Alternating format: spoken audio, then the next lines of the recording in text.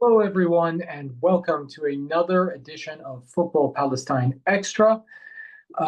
We took a week off there in the middle, but I felt like it was necessary in order to have actual things to talk about. Obviously, we are in the dog days of summer. It's the final week of July. We've got transfer activity to talk about. We've got a friendly in September that's officially been announced, and another one that I heard is in the works. And a lot of other, I think, interesting information that we need to get into. We need to focus on.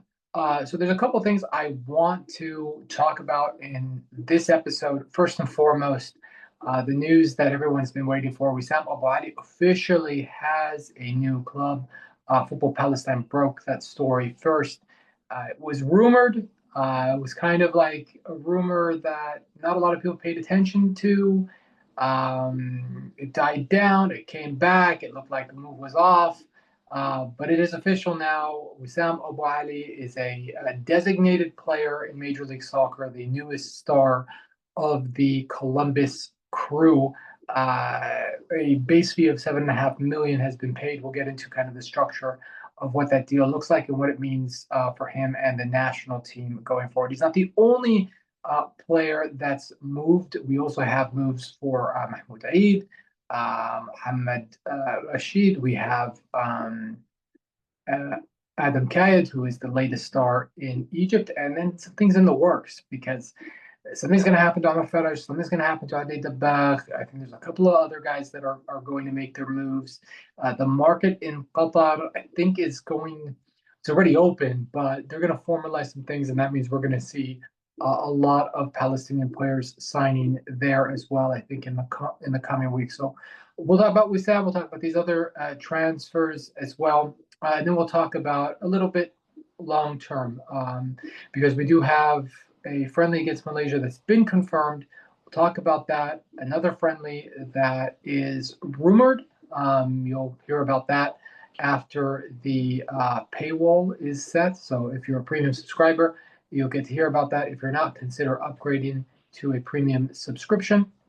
And we'll talk about what the preparation is starting to look like for the next major tournament that Palestine is going to be taking part in, which is December's FIFA Arab Cup.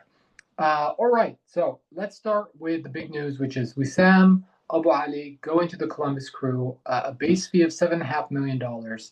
I've been told that there are two additional bonuses that can be triggered up to $1 million each. I think it's 10 goals will garner another million, and then if he scores another 15 goals on top of that, there'll be another 1 million, and then a sell-on clause. Some sources have it at 10%, other at 15%, but it is it is there, which I think will help Al Ahly.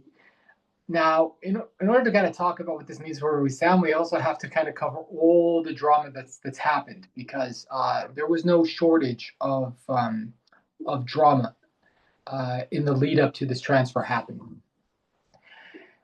And yeah, let's start with the obvious, which is I think Al Ahly is a bigger club than Columbus, and I think most Columbus Crew fans that know football will agree with that. Al Ahly is a huge club. It's a reason why FIFA called it the club of the century. They have 45 league titles. They have 14 African Champions Leagues. They've played, I think, at the Club World Cup more than any other squad in the world. It is a cultural icon of not just Egypt but also the Arab world. Some really really big players have played there, and it's a club that has provided the base of every single successful Egyptian national team side, going all the way back to not even the 1950s, even the 1930s. So we can say that. Now, that being said, we do live in a world where money talks, and the moneyed interests don't see Al Ahly that way. I think it's unfortunate. There's a lot of reasons for that. Um, I do think the valuation and the price tag placed on Wissam Abu Ali, which that he was asking for $10 million, was a fair price. It would have meant that Wissam would have been the most expensive transfer in Egyptian league history. As it stands now, There's Malik Ivuna, who I think left for around the same price. And then there was another internal transfer of a Brazilian player, I think from Al Ahly to Pyramids or something like that, that was more expensive. Um, Look, I think Wissam will probably end up clearing the bonuses, and he will probably also get sold if he continues playing at the level we know he's capable of. And so probably when all is said and done, Al Ahly will get even more than their valuation. It still represents a good bit of business because they're selling him for 7.5. They bought him for like 2 million, so they've cleared about 5 million in pure profit there, even after paying the sell-on clause back to Sirius. So I think they've done a good piece of business here.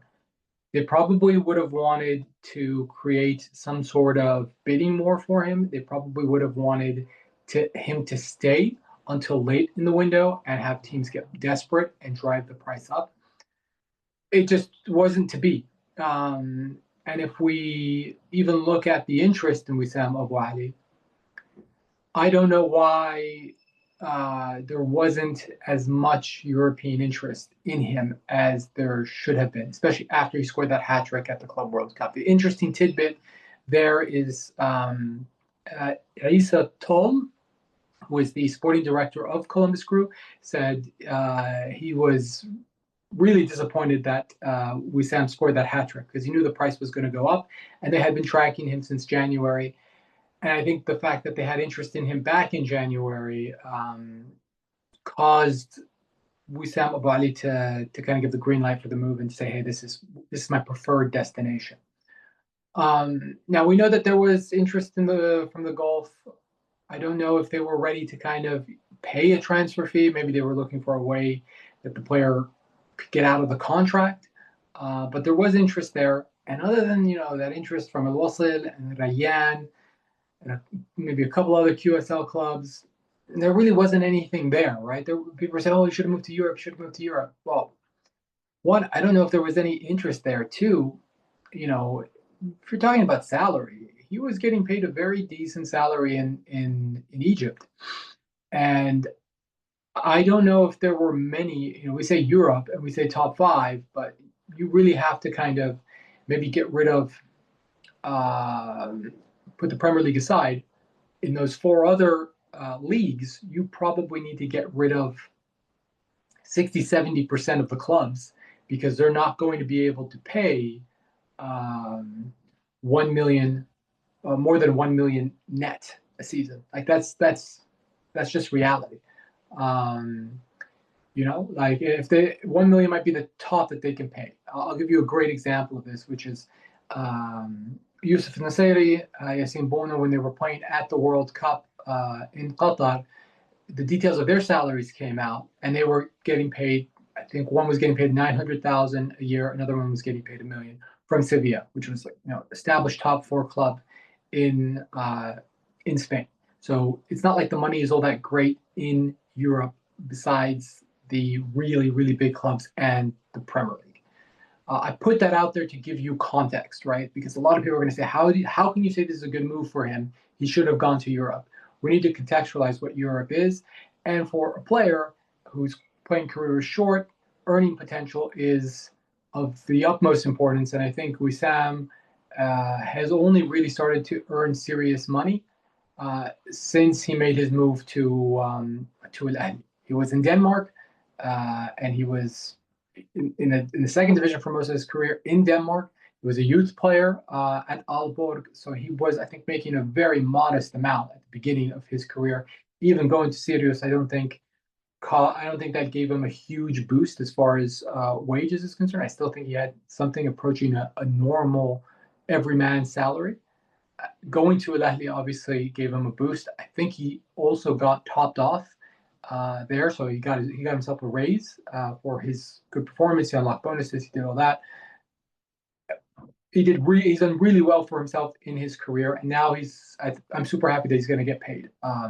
It's rumored that his contract is $4 million a year. We don't know for sure right now. I think we'll know at the end of the year when the Major League Soccer Players Association releases all the salary information. We'll know exactly how much he's making on a yearly basis. But He's earned it. And if your hope and desire for Wissam Abadi is to see him in the biggest European clubs, I actually think this is the right move. Had he gone to the Gulf, look, the transfers that happen, Saudi Arabia aside, because there is now some transfer activity that is happening between the Saudi Pro League and Europe, but Qatar, UAE, those transfers to Europe, few and far between. Usually you go there, you get paid well, you stick around if you're successful, and you see out the rest of your career there. It's not what most fans want for their favorite players, but for the players themselves, you get a nice quality of life, you get paid very well. Um, it's a nice change of pace. Also from Cairo, for example, if you were not able to go out of your house in Cairo because you'd be mobbed by fans, you could easily do that in one of the Gulf countries because, yeah, things are just a lot more relaxed there. So, let's put that context aside. Let's analyze what this move means for the Columbus Crew, for Wissam Abadi. I think this is a match made in heaven. I really do. If anybody has watched Major League Soccer, you'll know that sometimes the best clubs in that league aren't the flashiest ones. So they're not the clubs based in Los Angeles. It's not really Inter Miami, although they had the best regular season record last year. It's not the clubs based in New York. They're these clubs that are kind of nondescript. Nashville had done well. Austin, I think, is doing well this season. Seattle has been a team that's always done super well, super consistent. I think they're the only team to win the CONCACAF equivalent of the Champions League.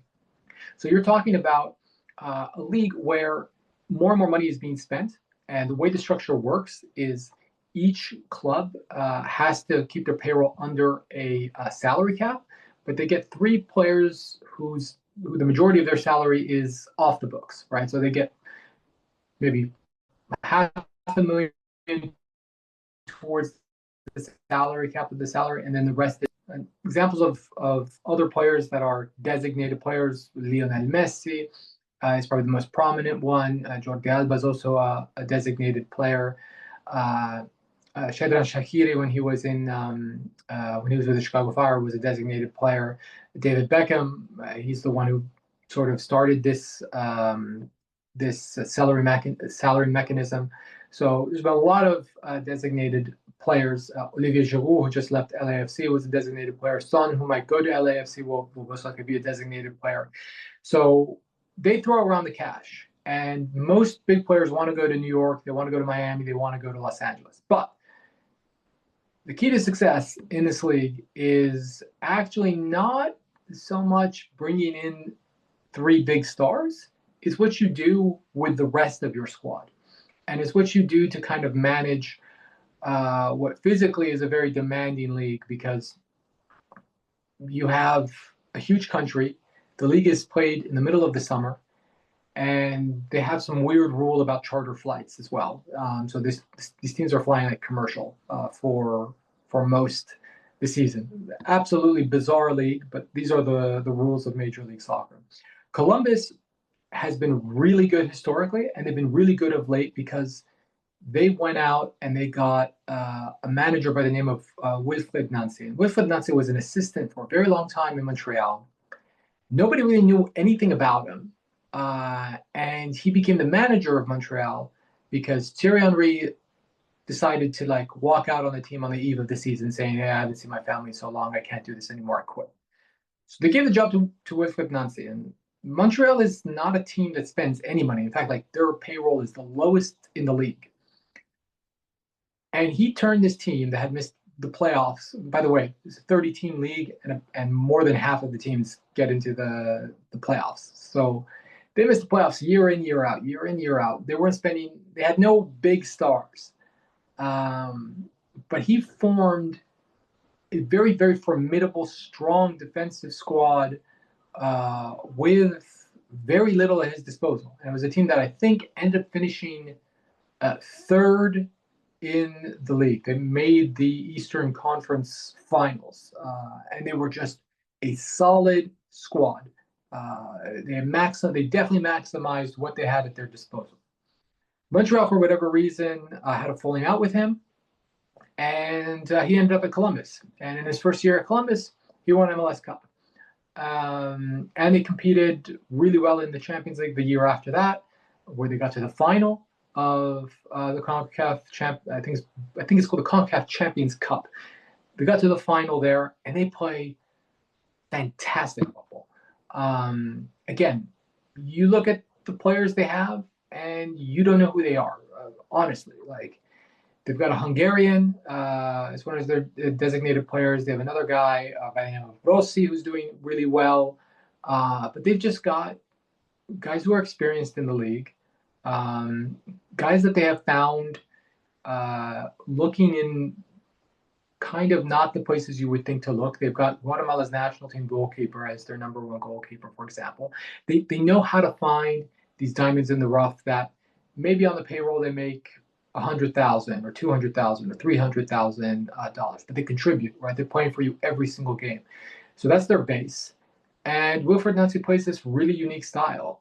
It's high energy, it's pressing, the positioning of the players, how they matriculate the ball up the field is really, really something unique to watch. And I think if you made a list of